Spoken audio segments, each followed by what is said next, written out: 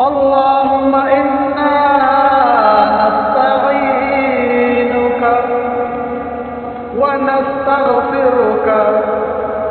ونؤمن بك ونتوكل عليك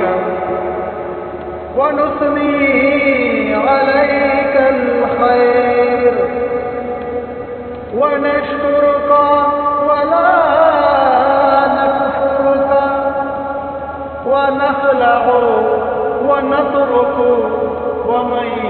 يفجرك. اللهم إياك نعبد ولك نصلي ونسجد وإليك نسعى ونحفظ ونرجو رحمتك ونخشى عذابك إن عذابك بالكفار